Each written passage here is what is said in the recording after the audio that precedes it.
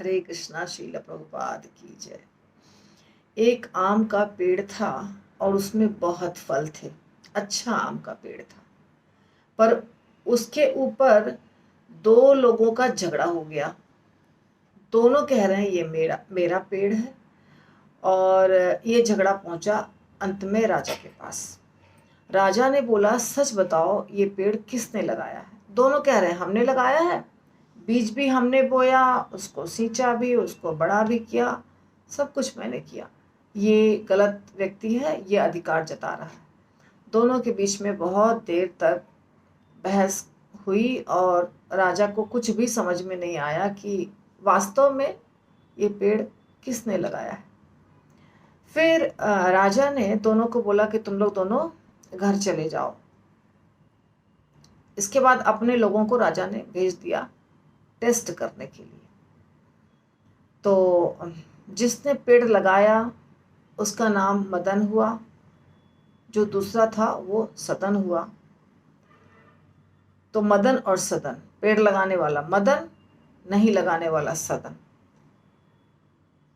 तो राजा के व्यक्ति ने दोनों को जाकर कंप्लेंट किया कि आपका पेड़ सूख रहा है या आपके पेड़ को कोई काटने आने वाला है, ऐसा कुछ कंप्लेन किया। तो सदन को जब बोला तो सदन ने कहा, मैं बहुत व्यस्त हूं, मैं बाद में आता हूं। पर मदन दौड़ करके, जो भी काम कर रहा था उसको छोड़ करके दौड़ करके आ गया, पकड़ लिया अपने पेड़ को कि मैं इसको किसी को सुखाने नहीं दूंगा, काटने नहीं दूंगा, ऐसा। इसके बाद ये रिपोर्ट गई राजा तक।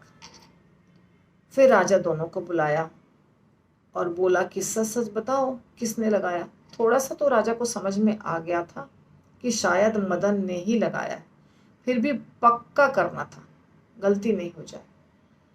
तो जब फैसला नहीं हो पा रहा था तो राजा ने एक अंतिम युक्ति लगाई।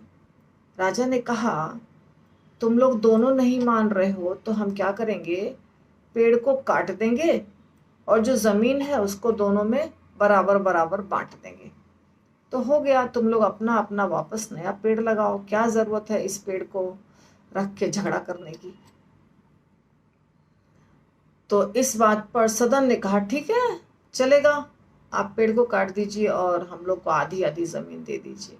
और मदन ने कहा, नहीं, हमने इस पेड़ को बोया है, इसको एक एक दिन हमने बढ़ता हुआ देखा है, हमने इसको सींचा है, कैसे ये छोटा था, फिर कैसे थोड़ा बड़ा हुआ, फिर कैसे थोड़ा बड़ा हुआ, कैसे 1 साल का हुआ, 2 साल का हुआ, कैसे पहला फल आया उसमें, कैसे उसकी खुशबू आई पहले फल की, कैसे उसमें नए नए पत्ते आए, मंजर आया, सब कुछ मैंने देखा है। तो हमें नहीं चाहिए, आप इसको ही पेड़ दे दीजिए, लेकिन पेड़ मत काटिए। जब मदन ने ये कहा, राजा बोला, पूरी जमीन और पेड़ तुम्हारी ही है। और सदन को बोला कि तुम झूठे हो, तुम पाखंडी हो, और अपने लोगों से बोल के सदन को खूब पिटवाया, जेल में बंद कर दिया। तो ये सत्य है। ये कथा हमें क्या समझा रही है कि आप जिस व्यक्ति से प्रेम करते हैं, वो तो पेड़ था, पेड़ से भी व्यक्ति को प्रेम हो जाता है, और इंसान तो खैर इंसान ही है। कुछ लोग ऐसे मुझे मिले हैं जो इतने दुखी हैं, इतने दुखी हैं, क्या मेरा पप्पी मर गया, मेरा कुत्ता मर गया। कुत्ता तो बोलते ही नहीं है, उसका तो कुछ नाम रखते हैं अलग अलग प्रकार का, मोती है, टाइगर है, क्या क्या। तो वो मर गया, वो आज हॉस्पिटल में है, उसकी तबीयत बहुत खराब है। तो कुत्ते से इतना प्रेम है, पेड़ से इतना प्रेम है, तो इंसान, यदि हम किसी इंसान से प्रेम करते हैं, सोचिए इंसान तो और ज़्यादा भावुक होता है, बोल सकता है, उसके भावनाओं को हम समझ सकते हैं।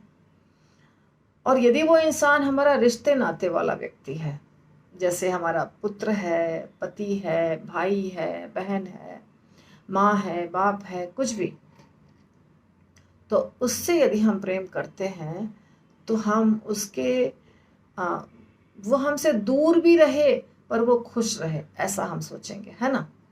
ऐसा नहीं सोचेंगे कि इस व्यक्ति से हम प्रेम करते हैं तो इसको बांध करके मेरे पास लाके खड़ा कर दो। जैसे लोग क्या करते हैं, तोते को पिंजड़े में बंद कर देते हैं और बहुत खुश होते हैं, सोचते हैं ये मेरा तोता है, मैंने इसको पाला है। ये नहीं सोचते हैं कि इसके उड़ने की जो स्वतंत्रता थी उसको हमने बंद कर दिया। कितना कष्ट में है तोता। तोता को जैसे आपने बंद कर दिया या मछली को एक्वेरियम में बंद कर दिया तो उसको आपने बहुत बड़ी सजा दी है। वो तिल तिल मिनट मिनट क्षण क्षण मर रहा है, कष्ट में जी रहा है। हमें यदि किसी एक रूम में कोई बंद कर दे और कहे तुम्हें हम रोज खाना देंगे, सुबह दोपहर शाम 56 भोग देंगे, तुम हंसो मुस्कुराओ नाचो गाओ कूदो, तो कर पाएंगे आप बताइए? संभव है? नहीं। हमें पूर्ण स्वतंत्रता चाहिए। हम जहाँ चाहते हैं जाएं, हम जिससे मिलना चाहते हैं मिलें, हम जिससे बात करना चाहते हैं बात करें, जो खाना पीना चाहे वो खाए पिए, जहाँ घूमना चाहे वहाँ घूमें। तब हम हंसेंगे, तब हम गाएंगे, तब हम नाचेंगे। हमें बंद कर देगा कोई तब हम नहीं ऐसा कर सकते। तो जो पति ये सोचते हैं कि यदि ये मेरी पत्नी है तो ये मेरे इशारे पे उठे बैठे, क्योंकि ये मेरी पत्नी है, इसको हमने लाया है अपने घर विवाह करके, तो इसके ऊपर पूर्ण अधिकार है मेरा। गलत, गलत। उसको प्रेम नहीं कहते हैं। इसी प्रकार पति को भी यदि कोई समझता है तो वो भी गलत। बेटे को, किसी को भी, हमें उसको, अगर हम प्रेम करते हैं किसी को भी तो उसको स्वतंत्रता देनी चाहिए। वो जब खुश रहेगा तो हम खुश हो सकते हैं, उसके खुशी में हमको खुशी मिलनी चाहिए। उसको बांध कर रखेंगे वो प्रेम नहीं है। जैसे वो पेड़ था, पेड़ है ना, पेड़ को मार देंगे, काट देंगे, तो कैसे काट देंगे? उसको हमने बड़ा किया, वो जब दुखी हो जाएगा, कटने का मतलब मर जाएगा।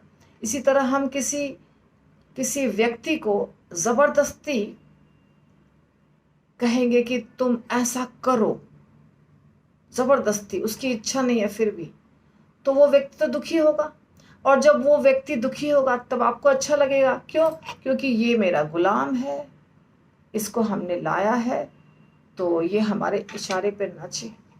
नहीं, इसको प्रेम नहीं कहते। प्रेम में त्याग होता है। त्याग यानी वो जिसमें खुश, वही, उसी में हम खुश होंगे, तब उसको कहते हैं प्रेम। ये मैं आपको क्यों समझा रही हूँ, हमारे जितने भी रिश्ते होते हैं सब में ये लागू होता है। हर रिश्ते में ये लागू होता है, हर जगह ये लागू होता है। किसी के प्रति ज़्यादा पॉजिटिव हो जाएंगे, किसी को ज़्यादा बांध के रखेंगे, किसी के दुख को नहीं समझेंगे, तो हम उससे प्रेम नहीं करते हैं। वो हो गया, हम अपनी इच्छा की पूर्ति कर रहे हैं। हमें ये चीज़ चाहिए और वो व्यक्ति हमें ये चीज़ दे रहा है तो हम खुश हो रहे हैं। ठीक है।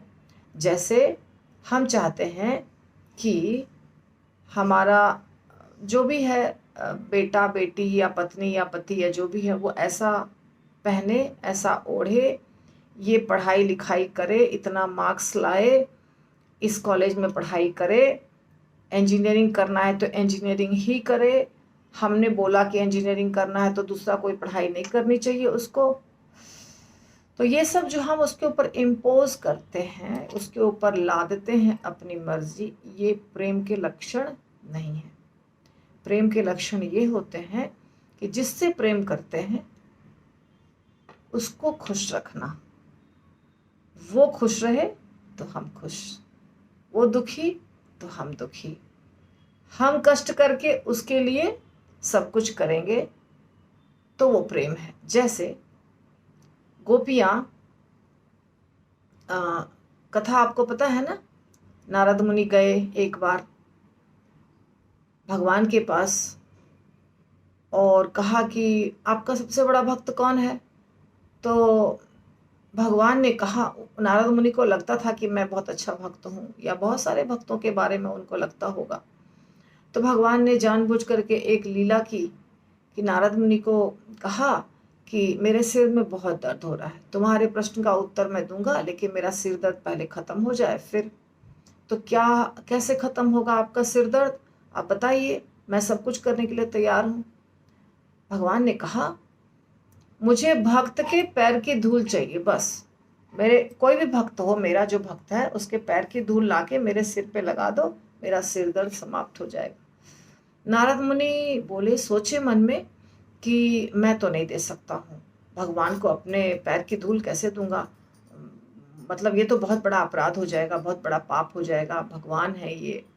इसलिए वो अपना तो दिए नहीं, और ढूंढने चले। शिव जी के पास गए, ब्रह्मा जी के पास गए, बड़े बड़े सारे देवी देवताओं के पास गए, कोई नहीं दिया। सबने कहा, अरे नर्क जाना है क्या, अपने पैर की धूली भगवान को लगाएंगे, ऐसा कैसे हो सकता है।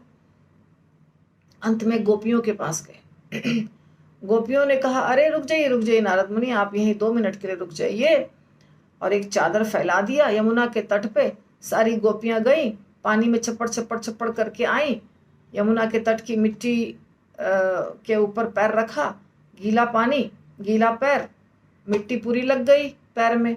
सब आकर के चादर के ऊपर धप धप धप धप धप धप धप करके सारी मिट्टी जमा कर दी, ले जाइए भगवान के लिए, आप उनको जितना मर्जी है उतना लगा दीजिए।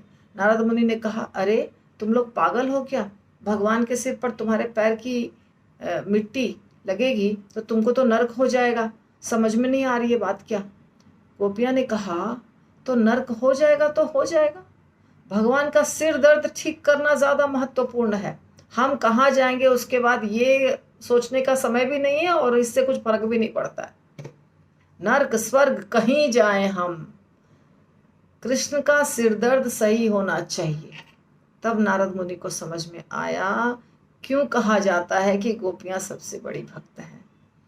तो गोपियां कृष्ण से प्रेम करती थीं, बेइंतहा बोलते हैं ना, अनलिमिटेड, इनफाइनाइट, लिमिटलेस। इसलिए उनको ये सोचना नहीं पड़ा एक सेकंड के लिए भी कि इसका परिणाम क्या होगा, हमारे पैर की मिट्टी भगवान के सिर तक जाएगी। यहाँ तक कि द्वारका की पत्नियां भी नहीं थी, कोई पत्नी 16,108 में से तैयार नहीं हुई भगवान को अपने चरण की धूली देने के लिए। पर गोपियों ने एक सेकंड के लिए भी नहीं सोचा, होगा तो होगा, जो होगा होगा, देखा जाएगा बाद में, पहले जल्दी जल्दी एक सेकंड भी लेट किए बिना हमारे पैर की धूल ले जाइए नारद मुनि को। तो इसको कहते हैं प्रेम।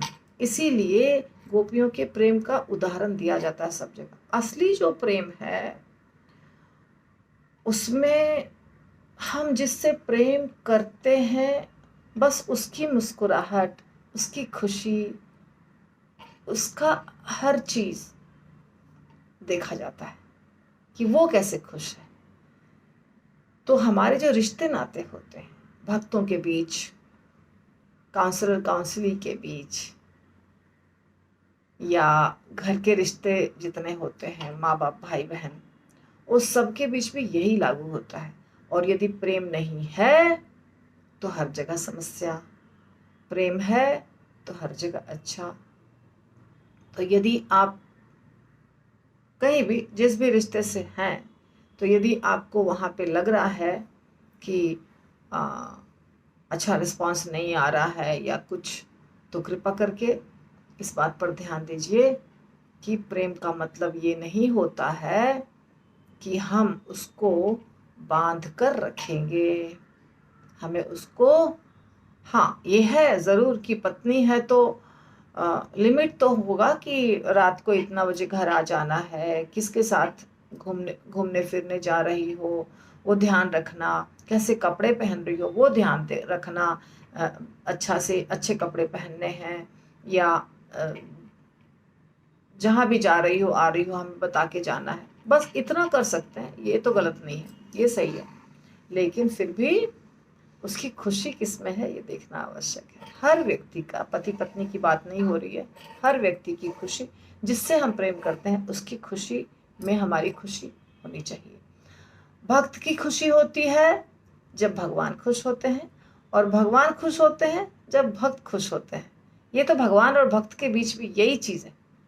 भगवान तब खुश होते हैं जब उनका भक्त खुश होता है। देखिए कितने आश्चर्य की बात है, भगवान पूरे जगत के मालिक हैं, समूचे सृष्टि के मालिक हैं, पर उनके भक्त को जरा सा कष्ट दे दीजिए, देखिए भगवान कैसे छटपटा जाते हैं। किसी भी भक्त को, भगवान के भक्त को कष्ट अगर किसी ने दे दिया, भगवान उसको छोड़ेंगे नहीं।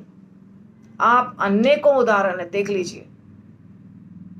हिरण्यकश्यपु को क्यों मारा भगवान ने, बताइए? क्योंकि प्रहलाद को कष्ट हुआ।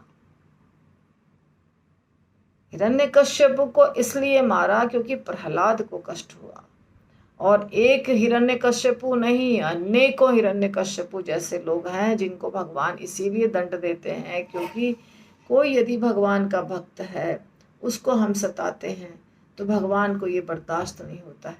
इसी प्रकार हमारे सामने यदि कोई भगवान की शिकायत करे, भगवान के बारे में उल्टा पल्टा बोले, वो हमें भी बर्दाश्त नहीं होता है, भक्त को बर्दाश्त नहीं होता है। क्योंकि हमारे सामने यदि कोई कहे कि इस कौन बुरा है, हम बर्दाश्त नहीं कर सकते। हमारे सामने यदि कोई कहे प्रभुपाद बुरे हैं, हम बर्दाश्त नहीं कर सकते। हमारे सामने यदि कोई कहे राधा रानी और कृष्ण बुरे हैं, हम बर्दाश्त नहीं कर सकते। झगड़ा हो जाएगा उसी समय। तो ये है प्रेम। हरि बोल। Please like, share and subscribe.